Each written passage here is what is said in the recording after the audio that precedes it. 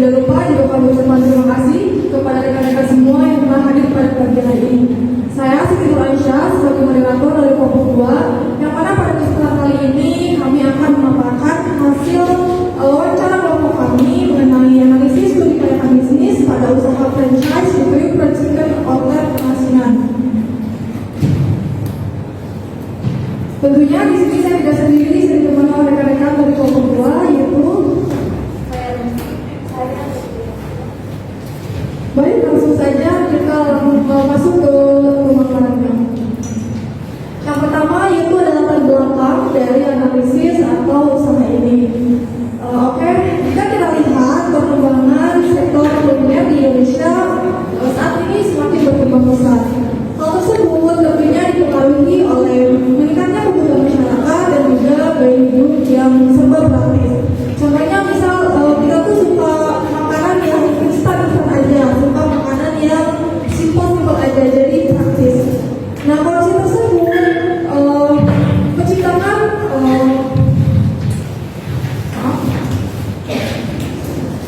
tersebut menciptakan peluang besar bagi sektor kuliner, khususnya makanan cepat saji. Itu salah satunya kuliner fried chicken, yang mana memang kuliner tersebut itu banyak diminati karena harganya yang terjangkau dan juga mudah untuk ditemukan. Maka dari itu franchise Kriuk Fried Chicken melihat peluang untuk menawarkan produk yang berkualitas sekaligus konsep kemitraan mereka, yang mana perusahaan atau mitra dapat bergabung dengan mudah dengan mereka. Namun untuk memastikan kelayakan sebuah usaha, kita perlu melakukan studi kelayakan bisnis agar kita dapat menilai atau menganalisis apakah usaha tersebut benar-benar layak untuk dijalankan. Dilihat dari berbagai aspek, misalnya aspek pasar, aspek teknis, operasional, manajemen, dan juga finansial. Jadi kita dapat menganalisis nih apakah usaha itu benar-benar layak atau dijalankan, atau worth it nggak sih gitu usaha ini untuk dijalankan, baik dalam jangka panjang ataupun dalam jangka pendek. Selanjutnya yaitu rumusan masalah.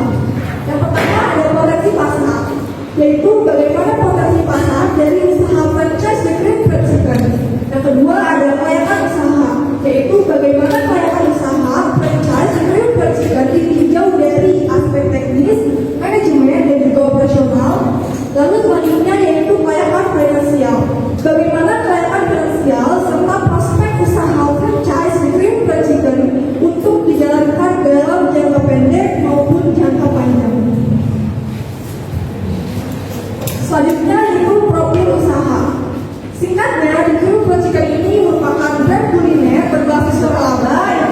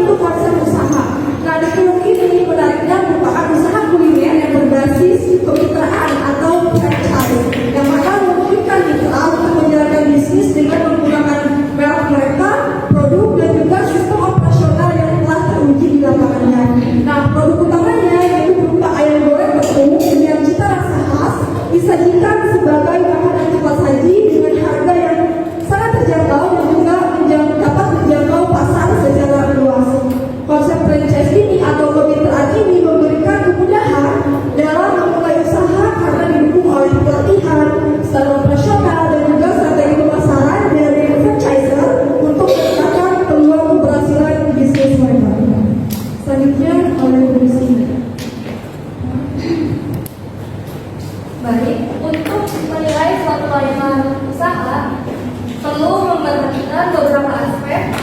Di aspek hukum, di sini Dekriu dioperasikan penggunaan sistem waralaba yang berada di bawah naungan Badan Hukum PT Raja Rasa Kuliner.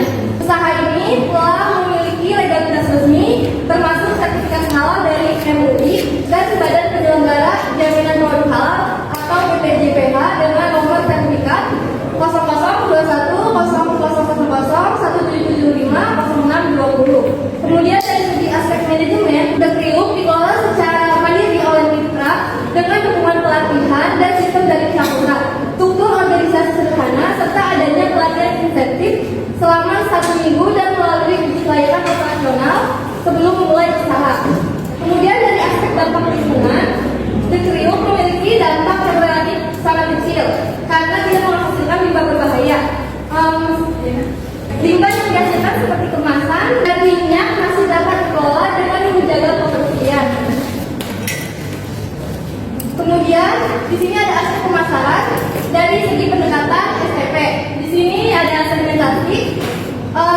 Segmentasi pasar dari Dekriu sendiri mencakup konsumen dari berbagai usia, mulai dari remaja, dewasa, serta pelajar, mahasiswa, kemudian kerja dengan gaya hidup yang praktis.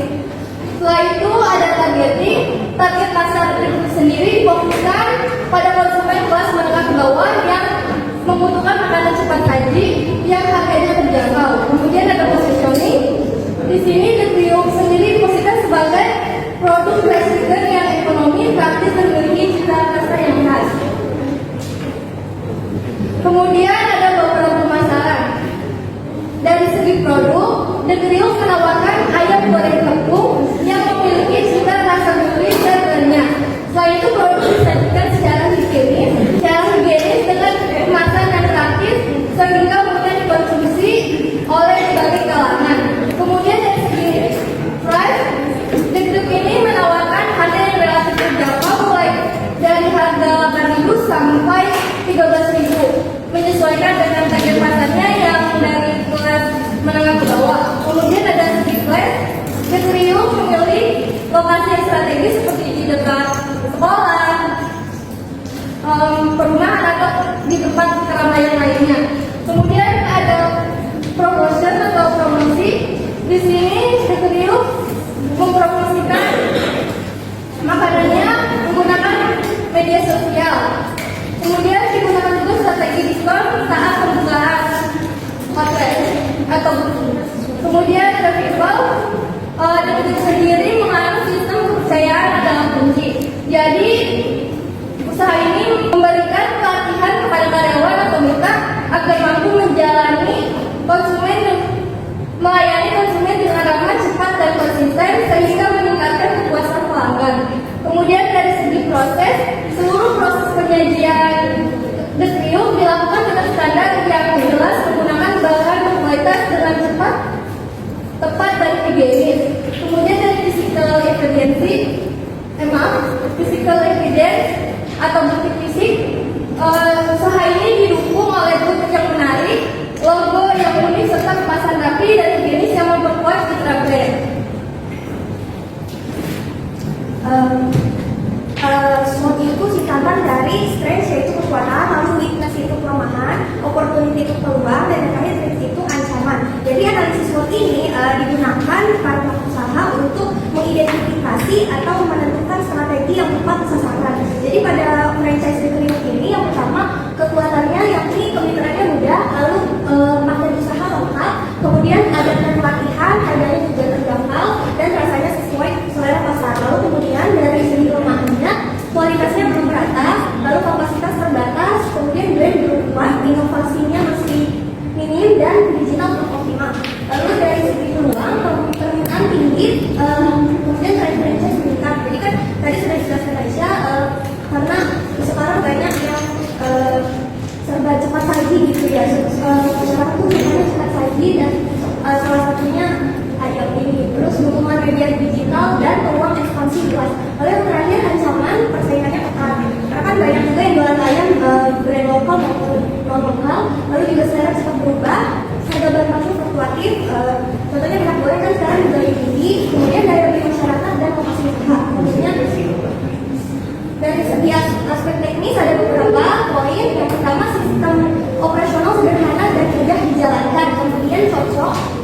mitra tanpa pengalaman kuliner.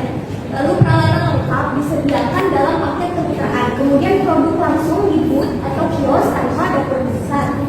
Kemudian bahan baku dipenuhi mandiri sesuai standar besar. Lalu operasional fleksibel, efisien, dan mudah dipelajari. Lalu dari segi aspek ekonomi sosial, yang pertama memberikan dampak positif bagi masyarakat dan ekonomi sekitar. Kemudian membuka lapangan kerja bagi masyarakat, lalu juga mendorong perputaran ekonomi lokal, lalu juga memberdayakan kelompok usaha lokal, baik peternak, pedagang, dan lain-lain. Kemudian mendukung ekonomi mikro, ekosistem ekonomi mikro, kemudian yang terakhir layak secara sosial ekonomi dan berdampak positif. Selanjutnya, berdasarkan hasil wawancara kami dan observasi langsung kepada pemilik owner yang didiskusikan, ditemukanlah yakni modal awal usaha. Modal awal berdirinya sekitar 25 juta rupiah, lalu kemudian penjualan perharinya sekitar 150 kilo ayam. Harga jual per kilo tadi kan dari 8.000 kalau nggak salah sampai 13, nah kira-kira 12.000 rupiah. Kemudian pendapatan per hari 1.800.000 rupiah, lalu kemudian biaya penyebar per hari 750.000 rupiah. Selanjutnya dari kas kegiatan operasional itu ada penerimaan kas dari penjual sekitar 54 juta rupiah, lalu pengeluaran kas untuk supplier sekitar 22 juta 500.000 rupiah, kemudian pengeluaran kas untuk operasional sekitar 2 juta 100.000 rupiah. Jadi kas bersih dari kegiatan operasional sekitar 29 juta 400.000 rupiah. Kemudian dari kas kegiatan investasi dari penerimaan kas dan penjualan tetap tidak ada, kemudian penerimaan kas dan modal tetap juga tidak ada. Kas bersih dari kegiatan investasi tidak ada juga. Kas dari kegiatan pembiayaan, penerimaan kas dan penerimaan tetap tidak ada juga. Pengeluaran kas untuk pembayaran surat utang bank tidak ada, dan pengeluaran kas untuk pinjaman bank juga tidak ada. Jadi total kas bersihnya sekitar 29 juta 400.000 rupiah. Kemudian laporan laba bersih dari franchise Getriu, penjualannya sekitar 54 juta rupiah, lalu HHPP-nya sekitar 22 juta 500.000 rupiah. Harga rupiah totalnya jadi 22 juta 500.000 rupiah, sama laba kotornya sekitar 31 juta 500.000 rupiah. Daya usahanya dari biaya aspek sekitar 500.000 rupiah, kemudian daya listrik dan air sekitar 100.000 rupiah, kemudian daya gaji 1 juta 500.000 rupiah, dan daya pengusaha sekitar 30.000 rupiah. Jadi total daya usahanya 2.130.000 rupiah. Laba bersihnya 29.370.000 rupiah. Selanjutnya, baik, selanjutnya yaitu laporan break-even point atau BF, yaitu biaya tetap atau FP per bulan, yang mana bahwa tempat sewa sekitar 500.000 per bulan, lalu listrik dan juga air sebesar 100.000 per bulan, lalu gaji pegawai untuk satu orang yaitu 1.500.000 rupiah per bulan, dan penyusunan peralatan sebesar 30.000 rupiah per bulan, sehingga total biaya tetapnya sebesar 2.130.000 rupiah. Kemudian biaya variabel per bulan, percobaan per harinya itu sebesar 750.000, kita kalikan dengan 30 hari, yang mana menghasilkan 22.500.000 rupiah. Jadi total biaya variabelnya itu 22.500.000 rupiah. Selanjutnya itu PC per unit, sama dengan rumusnya itu biaya variabel per bulan kita balikan dengan kapasitas produksi per bulan. Jadi biaya variabel per bulannya itu 22.500.000 rupiah, kapasitas produksi per bulannya itu sebanyak 4.500 porsi ayam, sehingga menghasilkan 5.000 per porsi untuk PC per unitnya. Kemudian BF dalam unit yaitu FC per P dikurangi PC sama dengan M-nya itu 730. Kemudian P itu harganya 12.000, lalu PC-nya itu 5.000 rupiah yang terdapat dari PC per unit tadi. Kita bagikan 2.030 rupiah dibagi 12.000 dikurangi 5.000 sehingga menghasilkan 3.4 porsi. Kemudian BEF dalam rupiah dengan rumus FC per 1 dikurangi PC per S. Tadi FC-nya 2.130.000 rupiah dibagi 1 dikurangi 12.000 sama dengan 2.130.000 dibagi 0,584 sehingga menghasilkan 3.651.000 rupiah.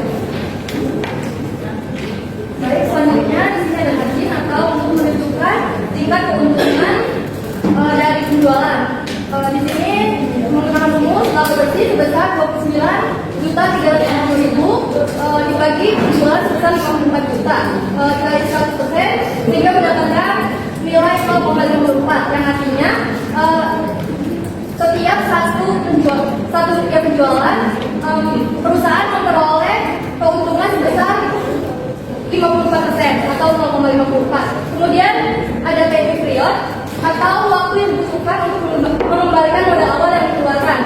Di sini menggunakan rumus modal awal sebesar 25 juta dibagi atas sebesar 29.370.000 sehingga mendapatkan nilai 0,85 yang artinya modal akan dikembalikan dalam waktu kurang dari sebulan atau sekitar 25 hari.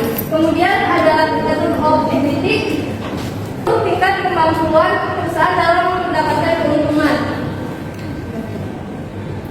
Menggunakan rumus laba bersih sebesar 29.370.000 dibagi total modal sebesar 25 juta dikali 100% sehingga mendapatkan nilai 1,17 atau 117%.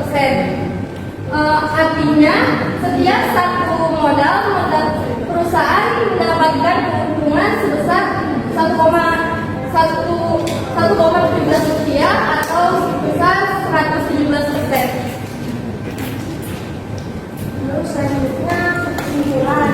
Jadi usaha franchise certificate ini cabang penghasilan dinilai sangat layak digunakan serta dikembangkan. Dari secara hukum, usaha ini telah memiliki legalitas lengkap dan sertifikasi halal. Dari segi aspek memiliki potensi luas dengan strategi pemasaran yang kita disebutkan yang sesuai dengan kebutuhan konsumen. Lalu dari sisi keuangan tadi kinerjanya sangat baik dengan bersifat yakni 304 porsi atau BBR rupiahnya tadi 3.651.000 rupiah. Payback period sekitar 0,85 bulan atau kurang dari 9 dan return of equity-nya tinggi dari 117%. Sementara itu aspek teknis didukung lokasi yang strategis serta produksi yang sederhana, cepat dan higienis sehingga operasionalnya efisien. Yang terakhir saran kami dari untuk franchise Trio ini yang pertama mungkin inovasi dan penyajiannya mungkin diperbanyak varian rasanya, mungkin bisa mozzarella ayam mozzarella gitu. Lalu rekomendasinya juga disesuaikan ada tingkatannya dan menu praktis mungkin seperti resto dan supermarket gitu. Lalu gunakan kemasan yang ramah lingkungan dan kurangi penggunaan plastik. Kita juga menyediakan tempat pemilahan sampah dan juga menjaga kebersihan serta sanitasi. Baik, selanjutnya yaitu tadi saya jawab untuk rekan-rekan yang bertanya apakah kami persilakan.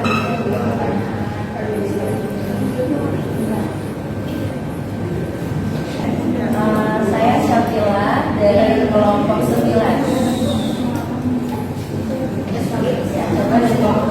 Pertanyaan saya tadi pada bagian SWOT yang bagian kelemahannya itu pada franchise ini yaitu digitalnya itu belum optimal. Nah, terus bagaimana franchise ini memperkenalkan produknya ya lewat apa aja gitu. Terus sedangkan kalau misalnya bisnis yang seperti ini tuh saingannya itu banyak. Jadi kayak bagian digital itu gimana mengenal produknya? Terima kasih. Perkenalkan dari kelompok 3. Pertanyaannya yang pertama itu bagaimana strategi pemasaran SPP dan impact yang diterapkan oleh Trio Franchise dalam menjangkau target pasar menengah ke bawah. Nah, yang kedua itu Apa saja faktor yang membuat usaha Trio Franchise dinilai layak secara finansial dan berdasarkan indikator BEP, payback period dan ROE. Nah, yang ketiga itu berdasarkan analisis SWOT, bagaimana cara distribusikan memanfaatkan peluang yang ada untuk mengatasi kelemahan dan ancaman bisnisnya.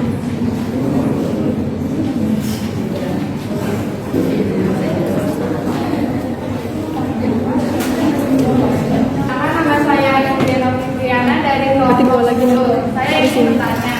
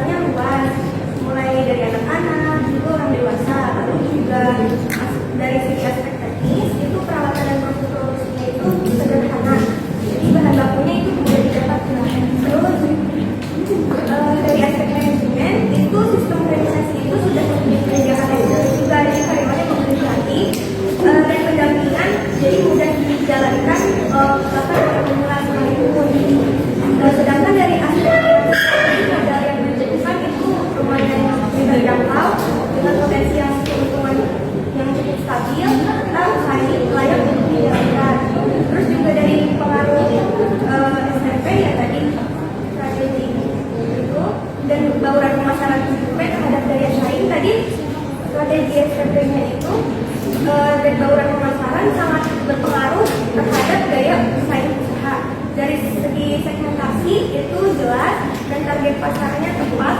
Jadi pelajar, anak-anak, mungkin masyarakat menengah ke bawah itu bisa. Juga contoh positioning sebagai ayam itu murah dan enak gitu. Jadi dia ayamnya tuh kriuk gitu sampai lama juga. Terus usahanya itu mudah untuk menarik pelanggan. Terus dari penerapan surveinya, produknya variatif, harganya terjangkau, juga lokasinya strategis, karena memang di pinggir jalan itu, jadi mudah didapat. Terus promosinya menarik, variasinya murah, dan tampilan looknya juga lumayan bersih. Terus tadi yang terakhir, bilang kan tadi yang dari sisi kelemahannya ya, sisi kelemahan digital itu belum optimal dan cara promosinya tuh kayak kalau franchise itu emang dia ada website-nya juga kan di Google, terus juga mungkin ada medianya kayak Instagram kayaknya ada, terus mungkin bisa menjangkau lebih banyak pelanggan dari media platform itu, lalu juga promosi offline-nya, dan juga mungkin ada research dari orang yang sudah nyobain itu, jadi dia menjaminnya langsung sih, jadi dia kriuknya berbeda. Baik, saya akan menjawab pertanyaan dari kelompok 3 dari SIPA. Pertanyaan yang pertama, bagaimana strategi pemasaran TTP dan SP yang diterapkan oleh Detrium dalam jangka target pasar menurut bahwa jawabannya itu Detrium menargetkan strategi TTP dengan menargetkan pelajar, mahasiswa, dan pekerja kelas menengah ke bawah yang membutuhkan makanan praktis dan terjangkau. Untuk segi positioningnya, Detrium ini sebagai fasilitator ekonomis dengan rasakan. Terus untuk dari segi bauran pemasarannya, produknya itu dibuat sederhana tapi higienis, harga murah, lokasinya itu dipilih strategis, promosi lewat media sosial, dan menggunakan diskon saat pembukaan usaha pertama kali, kemudian serta pelayanan cepat dengan standar profesional yang jelas. Kemudian pertanyaan kedua, apa saja faktor yang membuat usaha Detrium ini dinilai layak secara finansial berdasarkan BPPT dan Return of Equity? Jawabannya ini, usaha ini layak secara finansial karena BP-nya mencapai cukup cepat, yaitu 304 porsi selama sebulan. PPT-nya itu hanya 0,85 bulan atau sekitar 25 hari. Artinya modal bisa kembali kurang dari 1 bulan. Selain itu, proyeknya itu sebesar 117%, menunjukkan tingkat keuntungan yang tinggi sehingga usaha ini menguntungkan. Kemudian untuk pertanyaan ketiga, berdasarkan analisis SWOT, bagaimana cara Detrium memanfaatkan peluang yang ada untuk mengatasi kelemahan dan ancaman bisnisnya? Detrium sendiri memanfaatkan peluang seperti tingginya permintaan dan tren bisnis dengan memperluas pemasaran, terutama melalui media digital. Kelemahan seperti tren yang kuat dapat diatasi dengan peningkatan kualitas dan inovasi. Untuk menghadapi ancaman seperti persaingan, Detrium sendiri menjaga harga tetap terjangkau serta mempertahankan rasa dan pelayanan agar tetap diminati konsumen. Saya akan menjawab kelompok dari kelompok. Yang pertama yaitu strategi mengatasi kelemahan brand yang belum kuat. Jawabannya itu berdasarkan analisis SWOT, strategi yang dapat dilakukan untuk mengatasi kelemahan dari brand ini adalah dengan memperkuat branding melalui konsistensi dan identitas mereka itu seperti visual seperti logo, warna, dan juga desain offset agar tentunya menarik konsumen yang datang ke brand tersebut. Selain itu, manfaatan digital marketing melalui media sosial itu seperti Instagram, TikTok, dan juga sangat penting untuk meningkatkan brand awareness, terutama pada target pasar menengah ke bawah. Apalagi Gen Z kan suka lihat Instagram, TikTok, nah itu bisa maksudnya lebih luas lewat sosial media tersebut. Kemudian, Detrium juga perlu menjaga kualitas rasa mereka dan juga pelayanan agar menciptakan pengalaman pelanggan yang baik sehingga mendorong loyalitas pelanggan untuk brand tersebut. Ditambah lagi dengan inovasi menu dan juga promo yang menarik tentunya,